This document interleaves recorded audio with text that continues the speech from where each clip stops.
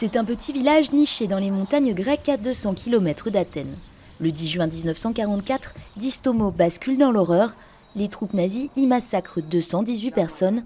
Des images qui hantent encore Loukas Seremelis, qui a vu un soldat allemand tuer son petit frère. Il a vidé tout le chargeur. La balle a traversé mon petit frère ici, elle est ressortie par là et s'est coincée ici. 2 autres personnes ont été tuées. Distomo est devenu le symbole des atrocités des troupes nazies qui quittaient alors la Grèce après 4 ans d'occupation et au lendemain du débarquement des Alliés en Normandie. 70 ans après, les habitants se battent pour obtenir des réparations de guerre. En 1997, Athènes a condamné l'Allemagne à payer des compensations, mais tant qu'un ministre de la justice grecque ne signe pas ce jugement, il reste lettre morte.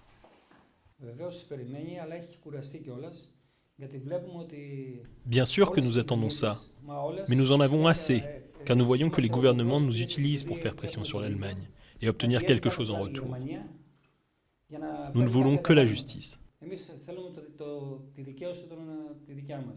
Le débat sur les réparations de guerre allemandes a ressurgi depuis le début de la crise économique en Grèce et le Premier ministre Alexis Tsipras revendique leur paiement.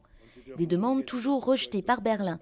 En début de semaine, le ministre allemand de l'économie Sigmar Gabriel a même qualifié de stupide le montant estimé des réparations. À Distomo, le sentiment d'injustice est grandissant. Ils doivent payer. Et vous savez pourquoi?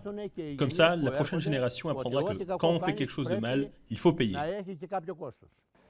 Pour les habitants de Distomo, ces réparations relèvent d'abord d'une obligation morale et s'élèveraient, selon une commission nationale, à 278,7 milliards d'euros pour tout le pays.